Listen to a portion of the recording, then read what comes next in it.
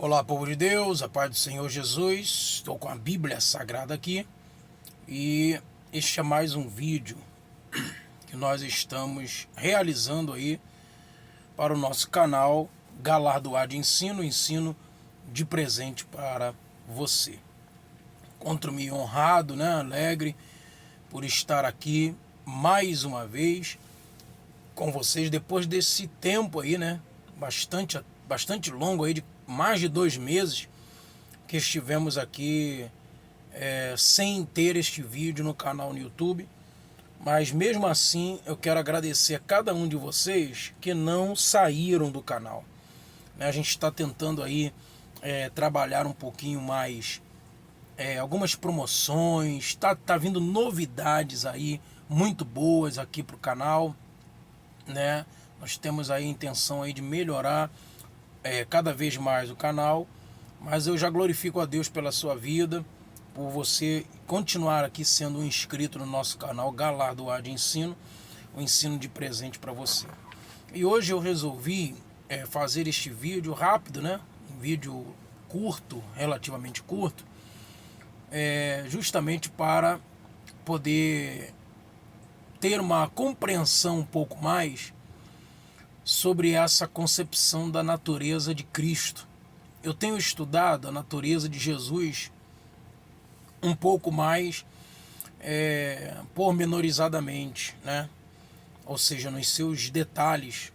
Eu tenho estudado, tenho lido alguns exemplares que falam acerca da natureza de Deus, a deidade, a divindade de Jesus Cristo, a concepção do Jesus histórico, aquela famosa busca do Jesus histórico que veio, adentrou aí os Estados Unidos da América no século XX e depois tomou proporções na América do Sul, principalmente no Brasil, com homens como Pannenberg e outros, que estudam de fato aquilo que seria o Jesus histórico, ou seja, trabalhando portanto a natureza de Jesus, ou as naturezas de Jesus. Jesus, como nós sabemos, ele era 100% homem, como nós aprendemos lá nas primeiras escolas bíblicas dominicais, ele era 100% homem, mas ele também era 100% Deus. Isto é um tanto quanto difícil, de compreender a lógica meramente humana. Ou seja, você compreender que um Deus, que até então seria o Deus de Israel, o Deus do Antigo Testamento, o Deus de Israel, resolveu por si mesmo doar-se. Só que o Deus do Antigo Testamento era um Deus invisível. Para a gente compreender essa concepção da natureza de Cristo no Novo, é necessário compreender os caracteres, as características deste Deus no Antigo Testamento. A gente tem elaborado este estudo e tentado colocar isso posteriormente, não sei se daqui a 2 anos ou 3, eu tento aí lançar um livro a respeito disso, a respeito dessa concepção de que sobre as naturezas de Cristo. E eu tenho até já um tema, eu já tenho colocado aí nas redes sociais, no meu perfil, no meu status, no meu perfil lá no Instagram, também eu já tenho colocado. Ou seja, é importante falar sobre isso, porque isso é a espinha dorsal do Evangelho. Todo mundo que tenta contra a natureza de Cristo, ele tenta contra o dorso, a estrutura do Evangelho. Ou seja, a estrutura do Evangelho é Cristo, este crucificado. Eu acabei de falar isso até mesmo ontem, numa aula de teologia. Eu falei que o sangue de Jesus é a assinatura da nova aliança, assinatura de um novo concerto, de um novo modus vivendi, do novo modus operandi na vida de qualquer pessoa. E isso implica também em uma evidência. E essa evidência, ou seja, ele vacinou na cruz do Calvário toda a nossa conjuntura do Novo Testamento. Mas ele não deixou só isso. Ele deixou o túmulo vazio, que é fundamental para a cristandade. O túmulo vazio é fundamental para a cristologia, para a teologia e para o próprio cristão do modo geral. Se ele não crer que Cristo ressuscitou, que Cristo morreu e ressuscitou, Paulo vai falar isso em 1 Coríntios capítulo 15, desde o primeiro versículo. Se Cristo não ressuscitou, é vã a nossa pregação, é vã inclusive a nossa fé. Então, agora, se nós acreditamos na ressurreição, nós precisamos compreender de que Cristo realmente tenha ressuscitado, e agora, por este motivo, é que continuamos crentes, continuamos salvos. Então, isso requer muita atenção, muita preocupação até mesmo dos teólogos, dos estudiosos da Bíblia, para entender estas naturezas de Cristo, a partir, obviamente, do Antigo Testamento. Já dizia Agostinho de Hipona, né? No século IV, o antigo pelo novo se entende, o novo pelo antigo se explica. Então, quando ele diz isso, ele está dizendo que as bases, a solidez, está na conjuntura. Conjuntura do processo, a conjuntura de todo estudo bíblico está tanto no Antigo Testamento quanto no Novo Testamento. Não há como desassociar a velha aliança com a nova. Tá? Não há como desassociar, porque toda a antiga aliança é um espelho das coisas futuras, é uma tipologia daquilo que viria. Então apontava para um futuro, né? Apontava para um futuro. Então isso é importante que a gente compreenda. Então, se aponta para o futuro, Deus, na sua onisciência, presciência, onipotência, onipresença, na sua total soberania, divindade, resolveu então se revelar ao povo de Israel, obviamente no Antigo Testamento, por invisibilidade. Ou seja, o Deus do Antigo Testamento era um Deus até então invisível. Veja que no Gênesis, ele vai aparecer, e a Bíblia dá testemunho de que quem aparecia para Adão, na realidade não era um ser, mas era a voz. A voz conversava com Adão no jardim. Então a voz de Deus é que conversava com Adão. Se a voz de Deus conversava com Adão, eu quero acreditar que não era o Deus propriamente dito, como Adão e Eva andando no Éden. Então era a voz do Todo-Poderoso. Ele conhecia a voz. Então isso é fundamental. Por exemplo, no Novo Testamento, Jesus vai aparecer dizendo, quem me segue me conhece. Eu sou o bom pastor e as minhas ovelhas conhecem a minha voz. Ou seja, então já estou aqui elaborando este paralelismo entre o Antigo Testamento e o Novo. Isso é importante, né? Nós entendermos. Então, o Antigo Testamento, primeiro, Deus era invisível. Deus não precisaria aparecer fisicamente para ninguém. Ele aparecia de vez em quando em formas pré-encarnadas. Ele aparecia de vez em quando em formas teofânicas. Teofania, fania, manifestação, teodeus. Então ele aparecia de forma teofânica.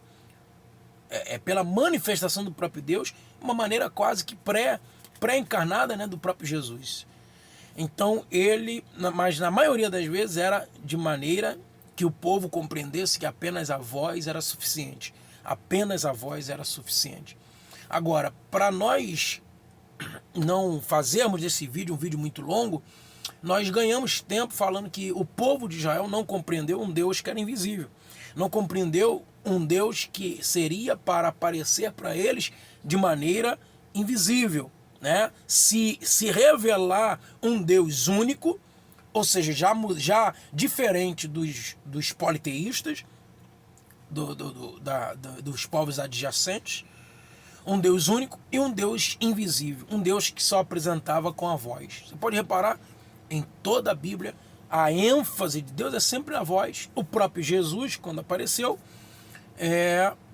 Jesus apareceu e foi batizado por João Batista, veio uma voz do céu. Não foi o Deus Não foi Deus visível que apareceu para Jesus, mas a voz de Deus, ou seja, a voz do Pai dizendo: este é meu filho amado, em quem eu tenho comprazido. Quem era João o Batista? Ele era a voz do que clama. Então, quem clama é o próprio Jesus. Já dizia o mestre Elias Torralbo que quem clama é o próprio Cristo, é o próprio Deus. João era apenas um instrumento, ele era a voz daquele que clama. Não era João que clamava, mas sim Deus que clamava, ele era apenas a voz. Só que só a voz não era palpável. Então ficou um pouco mais complicado de um povo que estava totalmente vislumbrado na idolatria, envolvido no politeísmo, no paganismo adjacente. Ficou praticamente impossível. Veja que o tempo inteiro Israel pedia algum representante, pedia alguém para representar. Então isso aconteceu com os reis da terra. Deus era o próprio rei de Israel, mas eles preferiam um rei físico, um rei palpável, um rei que fosse para a peleja. Então o tempo inteiro na Bíblia vai tendo estas implicações. E isso é importante. Nada na Bíblia está à toa. Nada na Bíblia está à toa.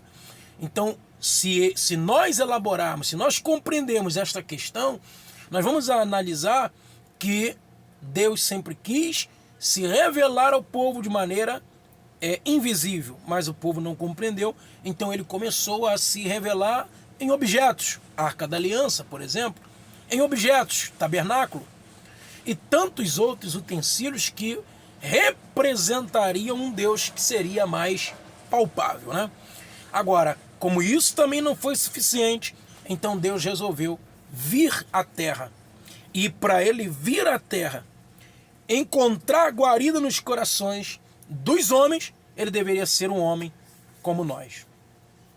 E resolveu Deus encarnar na pessoa de Jesus Cristo. Está dando para entender isso? Agora, Jesus, mesmo sabendo no Novo Testamento que ele era Deus, em alguns textos nós vamos observar isso, mesmo Jesus sabendo que ele era Deus.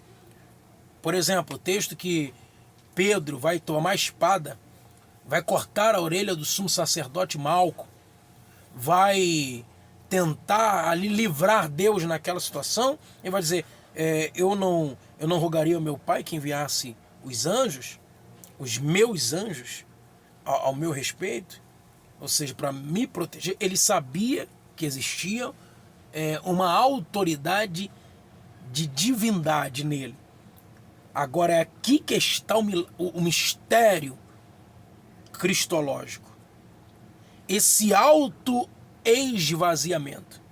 A auto-revelação de Deus, ou seja, o Deus do Antigo Testamento se revelou de forma explícita na pessoa de Jesus, e o próprio Jesus, sendo Deus e conhecendo que era o Filho de Deus, nessa concepção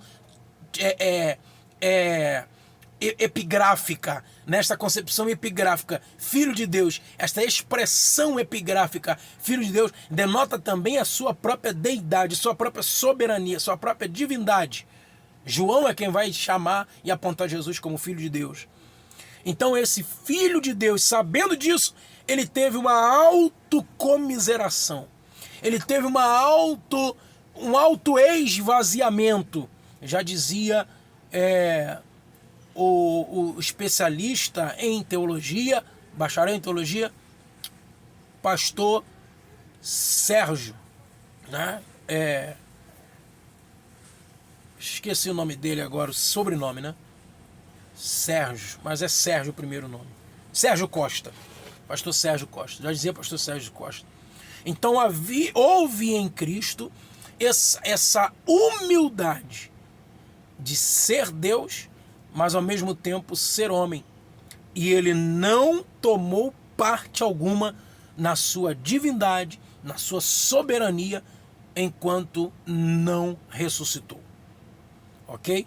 Então, enquanto homem, apesar de Deus, ele preferiu a natureza humana para repartir conosco este Deus do Antigo Testamento, que agora se revela no Novo em amor, em graça, em misericórdia, em perdão. em conexão de novo de Deus aos homens, em conexão de novo de Deus aos homens. Então este auto-esvaziamento de Deus é o que está descrito em Filipenses capítulo 2, versículos 5 a 11. Que haja em nós o mesmo sentimento que houve também em Cristo Jesus, que mesmo sendo Deus, não teve por usurpação ser igual a Deus. Antes, esvaziou-se a si mesmo, tomando a forma de servo, sendo obediente até a morte e morte de cruz. Agora veja que esse mesmo Jesus, por ser obediente, ele vai receber uma promessa, pelo que também Deus o exaltou soberanamente. E lhe deu um nome, que está acima de todo nome, para que ao nome de Jesus se dobre todos os joelhos dos que estão na terra e no céu, e proclamem que Jesus Cristo é Senhor. Então este Deus se fez carne, como João diz, habitou entre nós. João está dizendo, vimos a sua glória, como a glória do unigênito do Pai. Este Deus do Antigo Testamento, que não conseguiu ser compreendido pelo seu povo de maneira invisível, resolve revelar-se de maneira palpável, de maneira física, de maneira orgânica, de maneira biológica. E à medida que ele vai se revelando de maneira biológica, ele também vai revelando o reino de Deus. Porque enquanto Jesus estava de maneira biológica, estrutural, humana, aqui na terra, ele também estava mostrando o seu reino, que não pertencia à terra, mas ele era do céu. E ele estava revelando ao homem este reino de Deus como aquele pertencente desde o Éden, que era o reino do homem. Reino de Deus e reino do homem no Antigo Testamento é o que Deus tem preparado para todo aquele que crer nesta palavra, nesta cristandade, nesta cristologia. Todo aquele que crê nisso, ele vai também, próprio Jesus, vai fazer esta conexão de novo, em que um dia aqui a terra será novamente um novo céu e nova terra, onde Jesus, físico, palpável, mas puramente Deus desta vez, regerá a terra e estará para sempre conosco. Esta foi a sua promessa. E Deus não é homem para mentir, nem filho de homem para que se arrependa. Ok? Para que se arrependa está escrito em Números 19, 23. 23, 19. Então, que Deus possa falar melhor no seu coração a respeito disso, porque isto está mexendo nas minhas entranhas. Essa conexão de Cristo, este estudo cristológico é fascinante, é extraordinário. E cada dia mais eu me encontro, digamos assim, com este Cristo que deixou a sua glória, esvaziou-se da sua glória. Esvaziar da glória quer dizer esvaziou-se da sua soberania, esvaziou-se da sua onipotência, da sua onipresença, da sua onisciência. Ele precisou do Espírito Santo como homem. Ele precisou do Espírito Santo para fazer todas as suas obras na terra como homem. Por isso o Espírito Santo pousou como pomba nos ombros de Jesus no ato do batismo. Deus em Cristo abençoe a sua vida. E eu espero encarecidamente que esta palavra tenha encontrado guarida no seu coração. Jesus é Deus. E Deus se fez homem por amor dos homens. Deus abençoe em nome de Jesus. Você esteve no canal Galardoado Ensino. Um ensino de presente para você.